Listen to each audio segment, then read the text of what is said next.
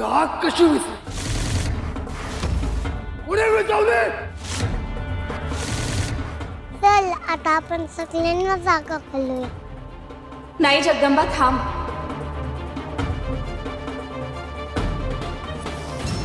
त्याआधी क्रोधाला आपल्याला अंकित करायला हवं. तो लोकांना पुन्हा त्रास देऊ शकतो. चल आमच्या बरोबर.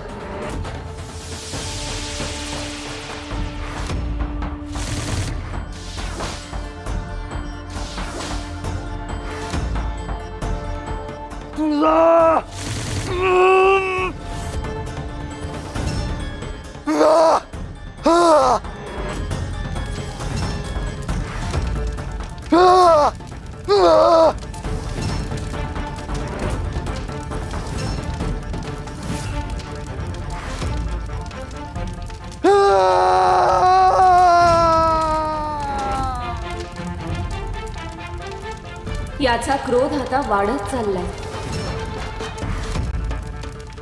आणि तो असाच वाढत राहिला तर ह्याच्या अग्नीचा भडका उडेल.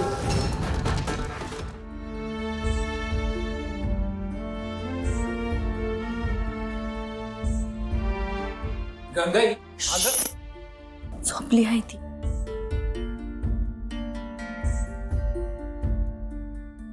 आता दिवसा कशी काय झोपली? एवढ्याशा जीवाला किती त्रास. एक एक संकट मागेच लागली आहेत तिच्या.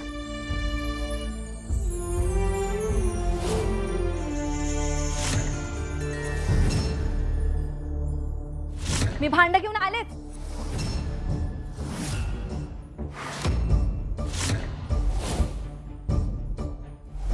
देवीच्या कृपेनं मला 2 जुळी मुलं झाली, जगन्नाथ आणि जगदंबा. पण त्यातली माझी मुलगी तू पळवलीस. जगदंबा माझी आहे, तिला माझ्याकडे दे. तुझ्या या जगदंबाला माझ्या ताब्यात दे. अहो असं काय करताय तुम्ही? मागवा. एवढ्याशा वयात केवढा त्रास पडतो या कोवळ्या जीवाला. काळजी वाटते हो लेकराची. खरं तर ही पोरगी म्हणजे देवी आईचा आशीर्वादच आहे असं तू पहिल्यापासून म्हणत आलीस ना. मग देवी आई हाय तिच्या पाठीशी. मग तरी बी तिला एवढे कष्ट का पडतायत? कसं सांगाव तुला? हे बघ, यो आपला घाणा. आता आधी आपल्याकडे बैल नव्हता तेव्हा मला कष्ट पडायचे, आता बैलाला कष्ट पडतात. त्यामुळे वडणारा बदलला तरी घाण्याला जे कष्ट पडणार आहेत ते पडणारच आहे. त्याची परीक्षा आहेच की. तसंच आहे हिचं. देवी आई तिच्या पाठीशी असली ना तरी तिची परीक्षा तिला द्यावीच लागणार आहे.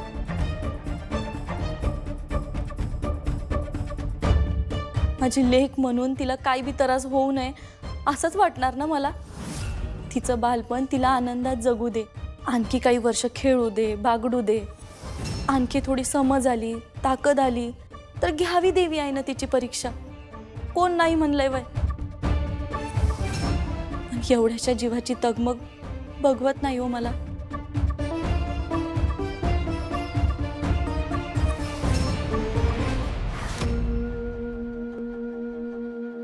मनोरमे, तगमग तगमग होत होती या जीवाची. तो क्रोध जेव्हा आमच्या अंगावर धावून आला तेव्हा असुर नरेशांनी त्याला शिक्षा केली नव्हती. पण मोहवरच्या प्रेमापायी क्रोध आपली सगळी शक्ती पणाला लावेल असं वाटलं होतं. पण असं काहीच घडलं नाही. तुमचा क्रोधवर कधीच विश्वास नव्हता ना? सुरुवातीला नव्हता, पण त्याच्या मनातली प्रेमाची आग त्याचं सामर्थ्य आणखीन वाढवेल असं निश्चितपणे वाटत होतं.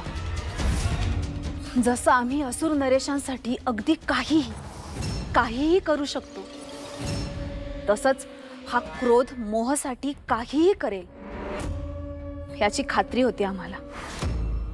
पण असो. सम्राज्ञी, असुर नरेश महिषासुरांनी पाठवलेले 3ही रिपू पराभूत झाले.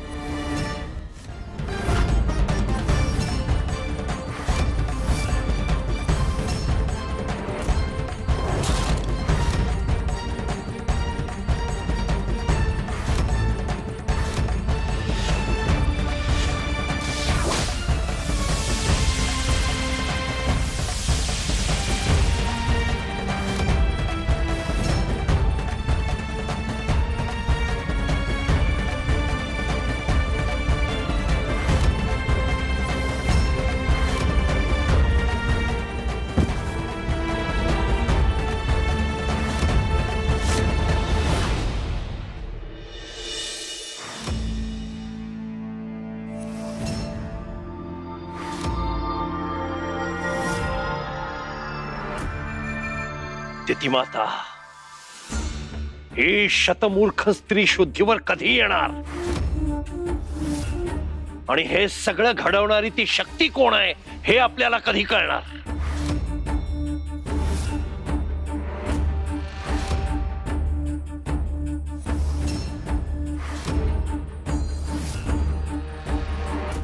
असुर सम्राज्ञी,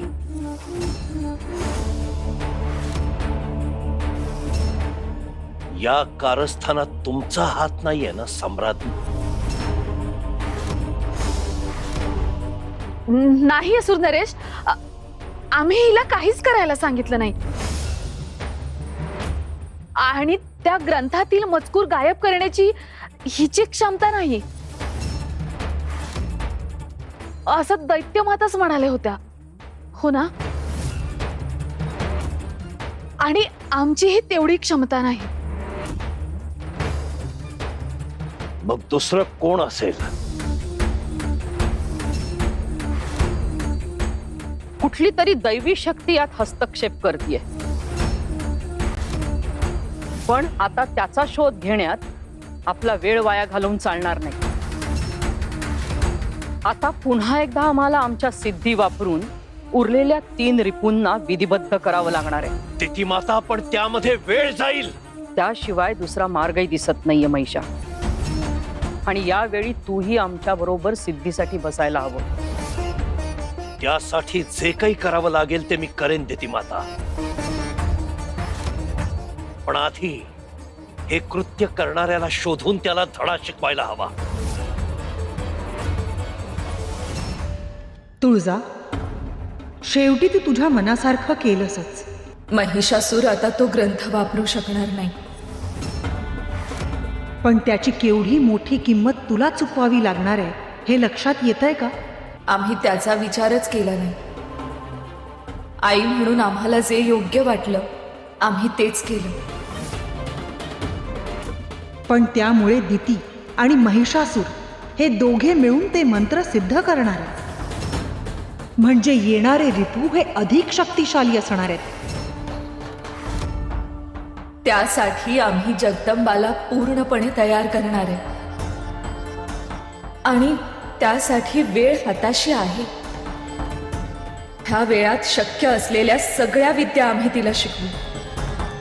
ती कुठल्याही संकटाला पूर्ण शक्तीनिशी सामोरं जाऊ शकेल अशी आम्हाला जेव्हा खात्री होईल तेव्हाच आम्ही योग निद्रेत जाऊ शकू.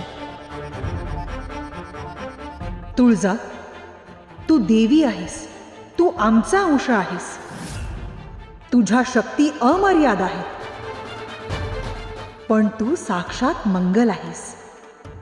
परंतु फार काळ तुझ्यात ही अमंगल ऊर्जा सामावून घेणं योग्य नाही.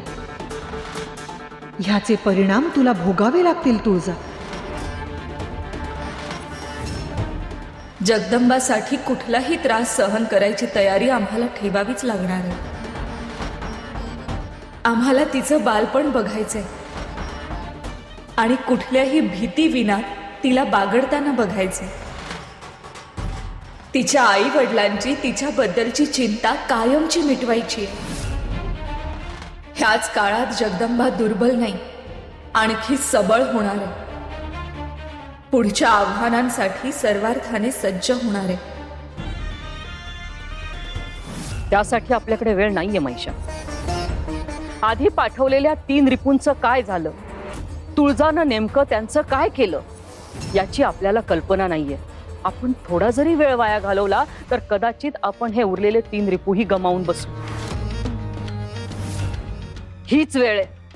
शर्थीचे प्रयत्न करून आपल्याला विजयश्री खेचून आणायची आहे. हा गुन्हेगार आपण शोधूच, पण आपण जर पुढील कामाला विलंब केला तर आपण आपलं सगळंच गमावून बसू. आत्ताच आपल्याला साधनेला बसावं लागणार आहे महिषा. ही कठोर आणि अविरत चालणारी साधन आहे. दैत्यमातांचं म्हणणं अगदी योग्य आहे असुर नरेश. आपण स्वतः त्याकडे लक्ष द्यायला हवं.